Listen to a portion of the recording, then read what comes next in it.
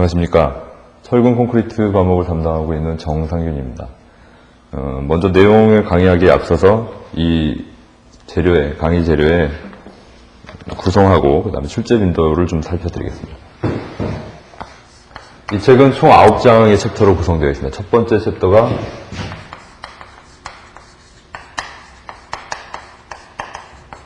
철근 콘크리트의 기본 개념, 재료하고 각각 철근하고 콘크리트 재료의 특징하고 이런 것들을 나름 재료장이고, 두 번째 장이 고의 휨 해석 및 설계. 기존에 강도 설계법하고 허용력 설계법하고 따로 되어 있던 거를 이 강의 재료에서는 하나의 챕터로 합쳐서 2장에서 다 나타냈습니다. 3장은 고의 전단 해석 및 설계.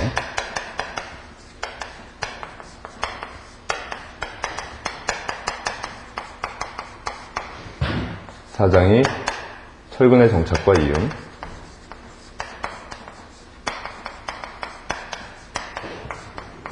그리고 5장 처짐과 균열,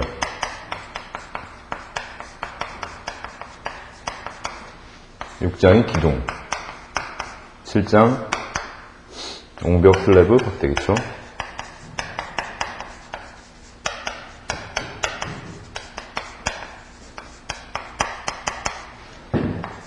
8장 프리스트레스 콘크리트, 9장 강구조. 이렇게 총 9개의 챕터로 구성이 되어 있고, 여러분들 출제 빈도표를 보시게 되면 어느 부분에서 제일 출제가 많이 되는지 보실 수 있을 겁니다. 제일 중요한 챕터는 2장이죠.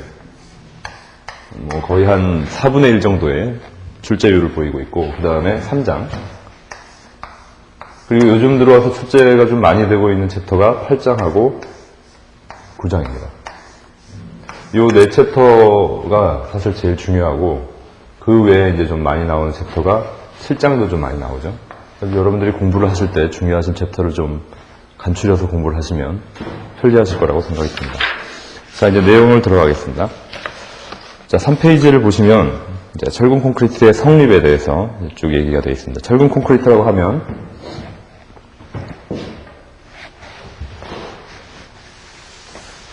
콘크리트라는 재료는 여러 가지 재료가 섞여서 만든 일종의 복합 재료죠. 제일 많이 들어간 재료, 일반적으로 시멘트, 그 다음에 골재. 이 골재는 잔골재와 굵은 골재로 나뉩니다. 일반적으로 잔골재라고 하면 우리가 모래를 생각하고, 그 다음에 굵은 골재라고 생각하면 자갈을 얘기하고, 굵은 골재. 그리고 물이 들어가죠. 이렇게 만든 재료가 우리가 얘기하는 콘크리트라는 재료가 되죠. 이 콘크리트라는 재료는 압축에는 굉장히 좋습니다. 압축에는 자기의 강도를 충분히 발휘할 수 있는 재료지만, 인장에는 압축 강도에 비해서 인장 강도가 굉장히 떨어지기 때문에 이 재료를 압축이 아닌 다른 재료로 쓰게 되면 항상 문제가 생긴다는 얘기죠. 그러니까 콘크리트의 압축 강도는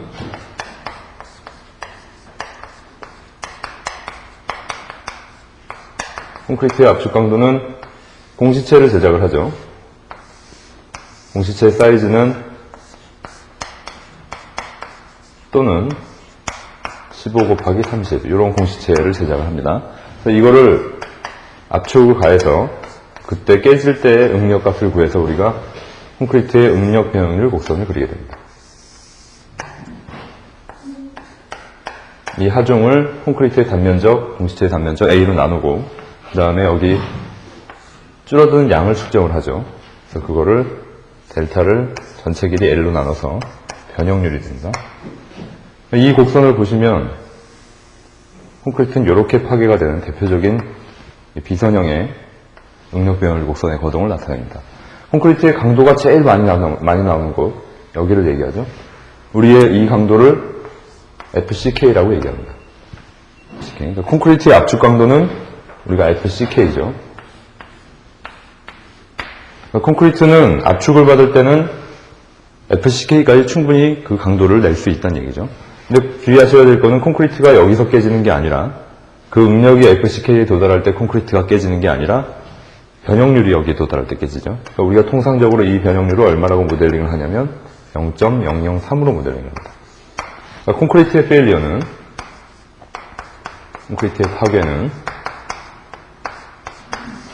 콘크리트의 응력이 FCK에 도달할 때 깨지는 게 아니죠. 절대로 아니고 콘크리트의 압축 변형률이 0.003에 도달할 때 파괴가 된다는 거죠. 콘크리트는 압축을 받을 때는 그럼 FCK까지 받을 수 있지만 인장을 받을 때는 이 강도보다 훨씬 낮은 강도에서 파괴가 된다는 거죠. 그게 이제 콘크리트의 인장 강도입니다.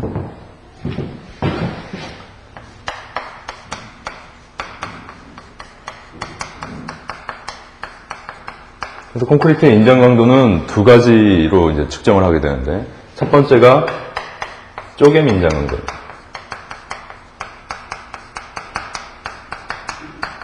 쪼개미 인장 강도는 다른 말로 뭐 할열 인장 강도라는 말도 썼는데, 할열이란 말이 좀 우리나라 말이 아니다, 일본 말이다 해가지고 뭐 용어를 우리가 쪼개미 인장 강도로 바꿨습니다.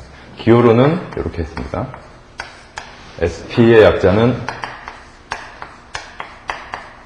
스플레이 테스트를 하기 때문에, 쪼개미 인장 시험을 하기 때문에 이 약자를 써서 FSP로 나타냈습니다. 자, 이거는 공시체를 눕히죠. 하중을 이렇게 가합니다.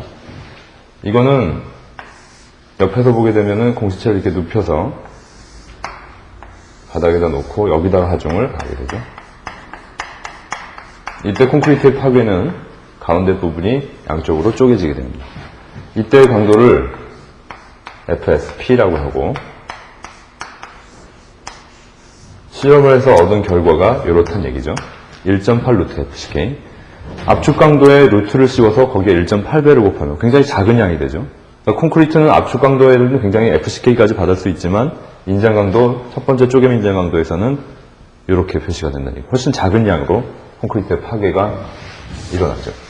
두 번째 인장 강도는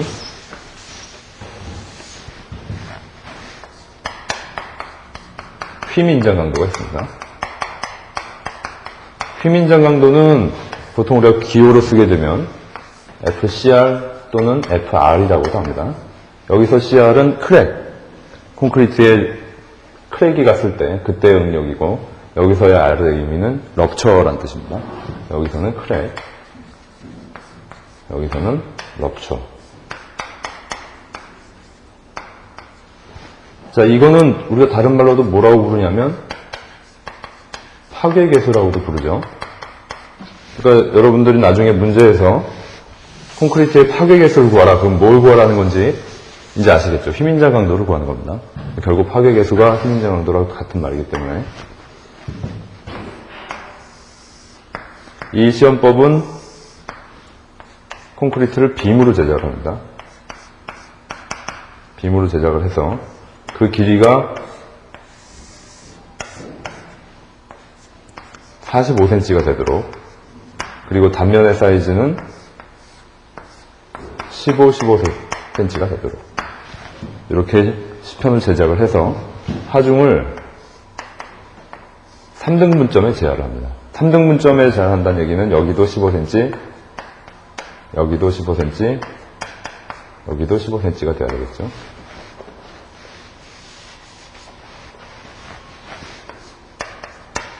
이때 하중을 제하를 해서 콘크리트 하단부 인장부에 크랙이 발생할 때 그때 이제 강도를 측정을 합니다.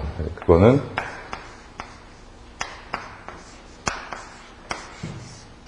이렇게 표현이 된다는 얘기죠. 뭐 쪼개미 인장 강도의 FSP는 1.8 루트 FCK와 두 번째 인장 강도 FCR은 2.0 루트 FCK, 두 개 다 공이 뭐 여러분들 암기를 하셔야 됩니다. 콘크리트의 압축 강도에 비해서 인장 강도는 굉장히 낮다는 걸 알 수 있죠. 자, 이제 교재를 보시게 되면 콘크리트란 재료는 압축 강도에 비해서 인장 강도가 굉장히 낮은 재료인데 얼마 정도 낮느냐? 첫 번째 인장 강도 1분의 1 나오는 인장 강도는 저 쪼개미 인장 강도를 얘기하고 있는 겁니다. 9분의 1에서 13분의 1, 보통 10분의 1을 평균으로 봅니다. 그다음 두 번째 휨 인장 강도는 이걸 얘기하고 있죠. 이렇게 표시가 되지만 압축 강도의 5분의 1에서 한 6분의 1, 보통 우리가 6분의 1을 봅니다. 그러니까 이렇게 콘크리트란 재료는 압축에는 괜찮은데 인장에는 파괴가 많이 되기 때문에 기둥으로 쓸 때는 콘크리트란 재료가 굉장히 좋은 재료입니다. 기둥은 압축만 받기 때문에. 근데 보로 쓰게 되면 보라고 하면은 주된 하중이 힘 모멘트를 받는 그런 재료를 부재를 우리가 보라고 하는데, 보는 우리가 단면을 보게 되면 이렇게 볼 수 있겠죠. 이 축을 중립축이라고 하죠. 뉴트럴 액시스라고 합니다. 중립축의 정의가 뭐냐? 힘에 의해서 변형률도 제로, 응력도 제로인 적입니다. 이 축은 모멘트가 가해져서 변형을 일으켰다고 보면,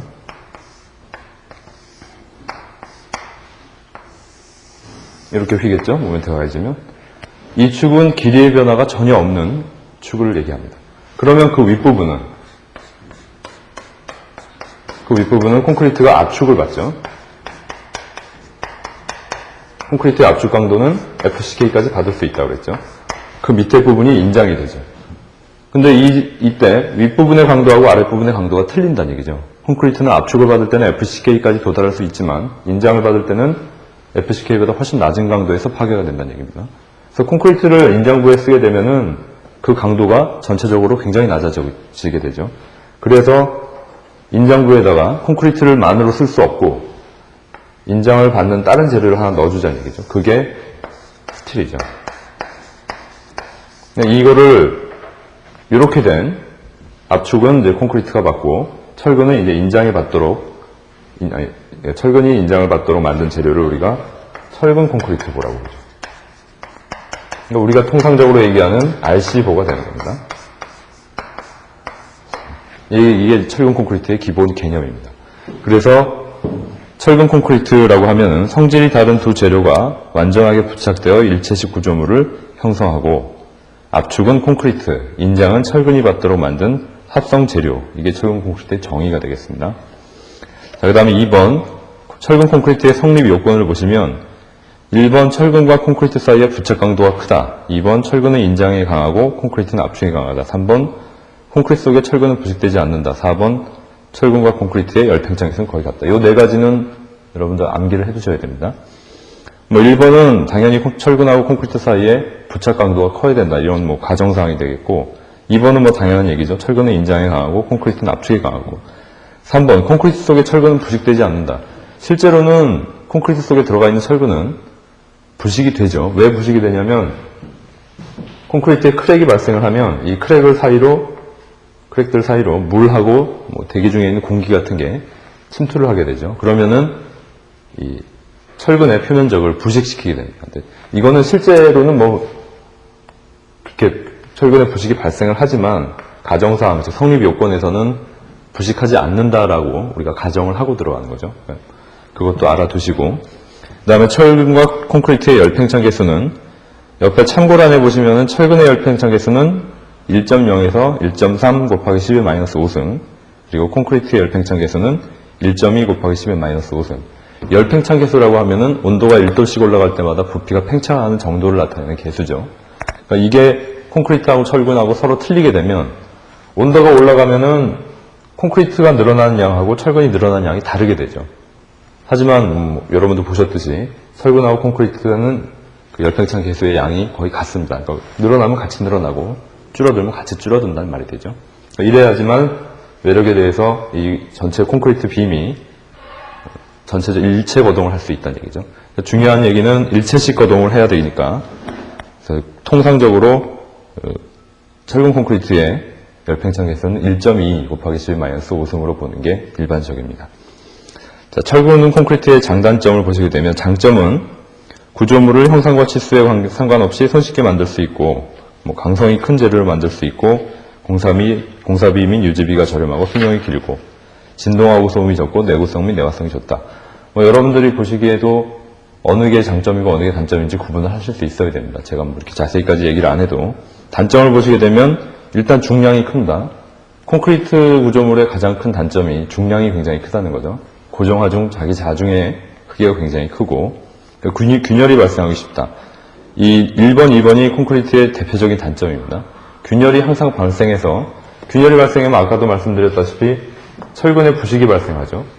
이 철근에 부식이 발생하면은 전체적인 철근의 단면적이 감소를 하게 되고 전체적인 보의 내구성이 저하가 돼서 보의 파괴가 실제로 우리가 예상했던 것보다 빨리 진행이 돼버립니다. 이게 가장 큰 RC 콘크리트의 문제점이 되죠. 이 두 가지가. 그 다음에 부분적인 파손이 일어나기 쉽고 검사하기 어렵고 개조 보강 해체가 어렵고 시공이 조잡하기 쉽다. 이런 여러 가지 단점들이 있습니다. 자, 그 다음에 각 이제 콘크리트의 성질을 보시게 되면 강도 얘기는 이미 다 드렸죠. 콘크리트의 압축 강도는 FCK라고 하고 그걸 F28. 그러니까 FCK는 콘크리트의 압축 강도이면서 우리가 설계 기준 강도라고 보죠. 설계 기준 강도라고 하면은 설계를 할 때 기준이 되는 강도란 얘기입니다. 그러니까 콘크리트는 무조건 이게 제일 중요한 성질이죠. 모든 거를 전부 다 인장 강도도 이 설계 기준 강도의 함수로 나타내죠. 휘 인장 강도도 마찬가지. 그러니까 우리가 구조 계산서나 아니면 콘크리트로 만들어진 구조물을 설계할 때는 항상 이게 제일 먼저 나와야 됩니다. 여기에서 쓰는 콘크리트의 압축 강도는 얼마다. 그럼 나머지는 전부 다 이 응력값을 기준으로 설계를 하겠다는 얘기죠. 가장 중요한 강도가 되겠습니다. 이거를 이렇게 쓰죠. 양생한 지 28일 만에, 공시체 양생한 지 28일 만에 꺼내서 압축 시험을 가하게 되는 거죠.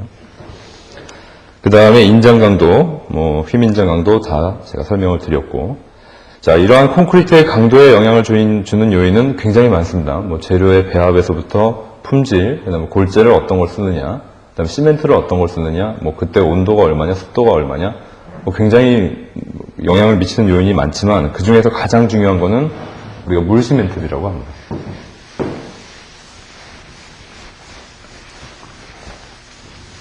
자, 물 시멘트비는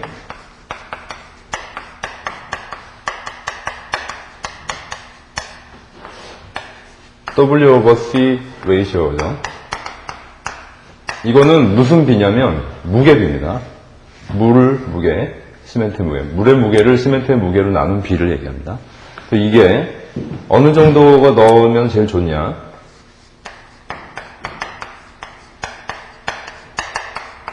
보통 이렇게 얘기를 합니다. 물량이 많아지면은 콘크리트의 강도는 현저하게 떨어지죠. 그렇다고 물을 너무 적게 넣으면은 콘크리트를 비빌 때 비벼지지가 않습니다.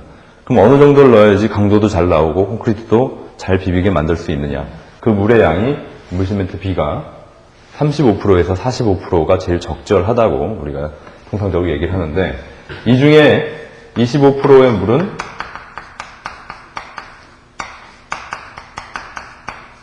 수화작용을 일으키면서 다 소모를 합니다.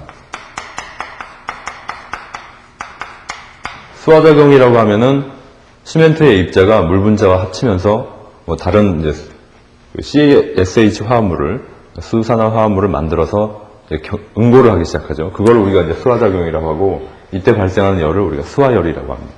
이 작업에서 25%라는 물이 다 소모가 돼서 없어집니다. 그럼 나머지 15%에서 20% 정도의 물이 남죠. 이 물은 유동성에 쓰인다는 얘기죠. 유동성이라고 하면은 워커빌러티죠.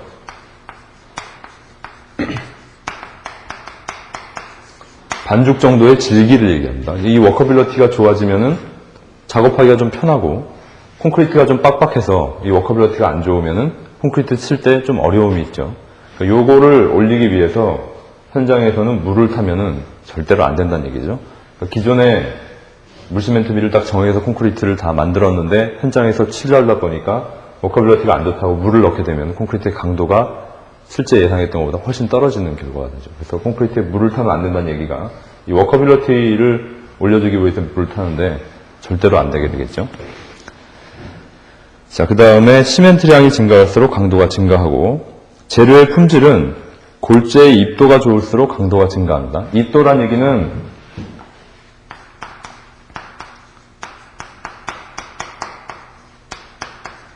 입도가 좋다는 얘기는 뭐냐면 콘크리트 입도가 좋을수록 강도가 증가하는데 입도가 좋다는 얘기는 골재가 굵은 골재부터 좀 가는 골재까지 골고루 다 분포하고 있다는 얘기죠.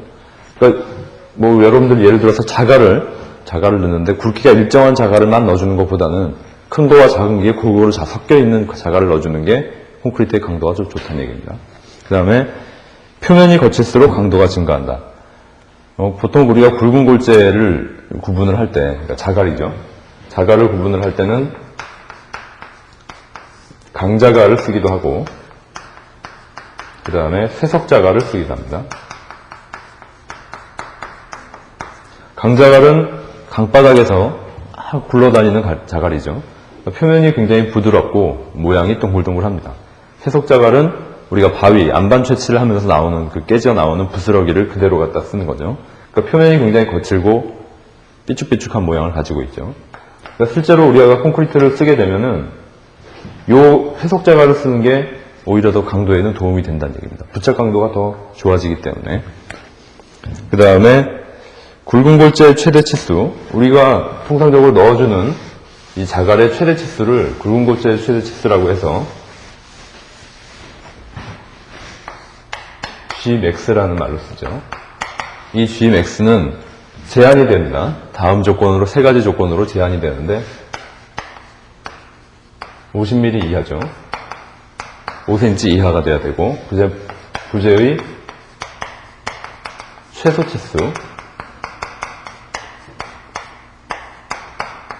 치수의 5분의 1 이하가 돼야 됩니다. 그 다음에 철근의 최소 수평 승간격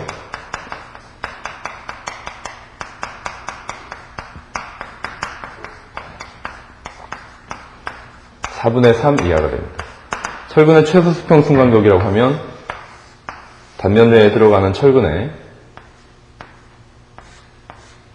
이 간격을 얘기하죠. 이걸 우리가 수평 간격이라고 합니다. 그 다음에 재령은 콘크리트의 재령이 클수록 강도가 증가합니다. 참고란에 그래프를 보시게 되면 콘크리트의 강도는 재령이 5년이 될 때까지 서서히 증가한다라고 그러죠.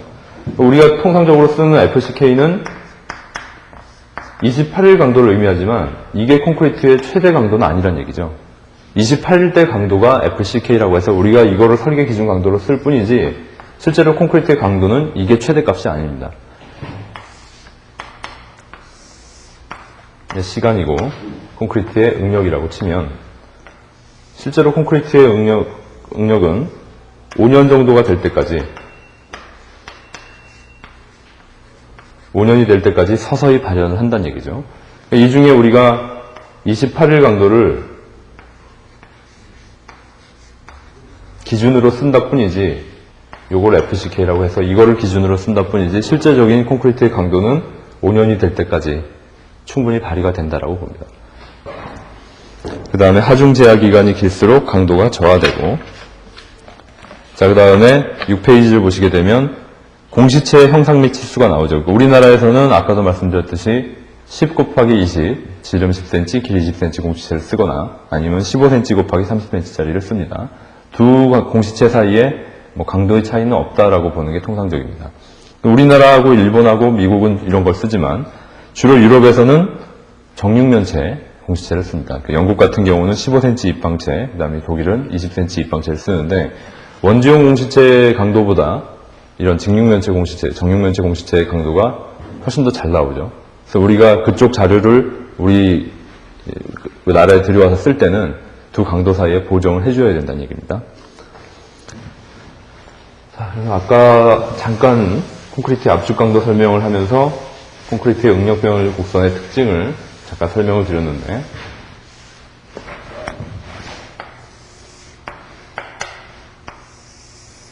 콘크리트는 대표적인 비선형 재료죠.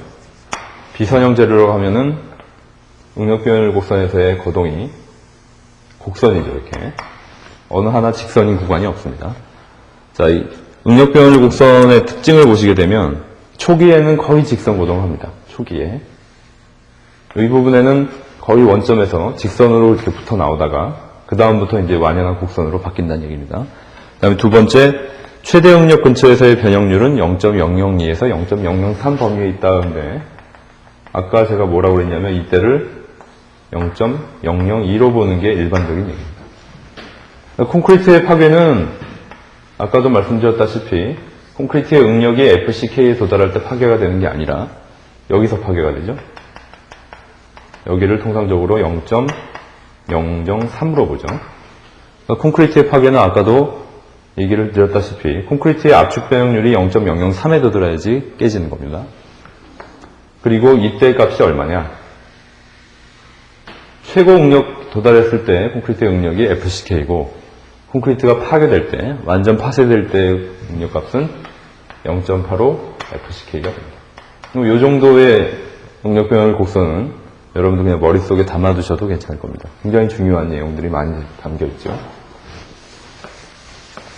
그리고 여러분들 책에 나와 있는 또 그래프는 이게 이제 고강도 콘크리트가 되면 어떻게 되느냐 얘기죠.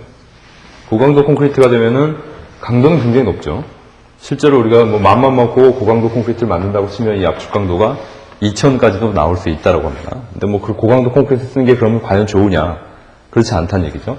고강도 콘크리트는 압축 강도까지는 빠르게 굉장히 높게 강도가 올라가지만 그 이후에는 파괴 거동이 굉장히 빨리 일어나죠. 굉장히 취성이 강하죠. 콘크리트란 재료가 원래 취성 파괴가 되는 재료인데 고강도 콘크리트를 쓰면 더 취성 파괴가 된다는 얘기죠. 그 얘기를 하고 있습니다. 고강도 콘크리트일수록 최대 압축 강도에 도달한 후에 급격한 취성 파괴의 거동을 보인다는 얘기입니다.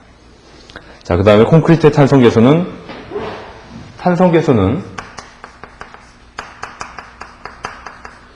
우리가 무엇을 탄성 개수라고 하냐면 응력 변형률 곡선에서의 기울기를 우리가 탄성 개수라고 소위 말하죠.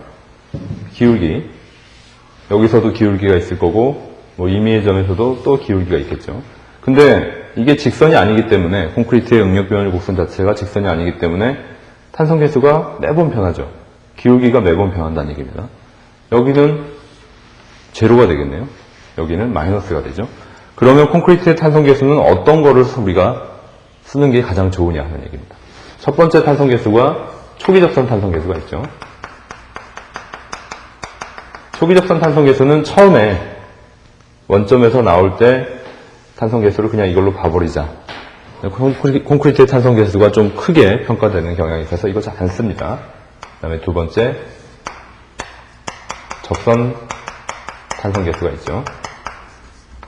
접선 탄성 개수는 임의의 점을 찍습니다. A점을 찍어서 이 점의 접선의 기울기를 바로 찾는 거죠. 이것도 잘 안 쓰입니다. 세 번째 활선 탄성 개수를 우리가 콘크리트의 탄성 개수로 쓰는데 활선 탄성 개수는 이 A점하고 원점을 직선으로 잇습니다. 요 각도, 요 기울기를 우리가 활선 탄성 개수라고 해서 콘크리트의 탄성 개수로 쓰는 겁니다. 일반적으로 콘크리트의 탄성 개수다 그러면은 활선 탄성 개수구나 라고 알아두시면 되고, 그때 이 A점은 아무데나 막 찍는 것이 아니라 콘크리트의 압축 강도의 30%에서 50% 범위 내에서 왔다 갔다 하면서 찍습니다. 결국 활선 탄성 개수라고 하는 콘크리트의 탄성 개수도 FCK의 함수가 되어버리죠. 결국 이제 활선 탄성 개수도 콘크리트의 압축 강도가 얼마냐에 따라서 달라지는, 콘크리트의 탄성 개수도 달라지는 FCK에 따라서 이렇게 알고 계시면 되겠습니다.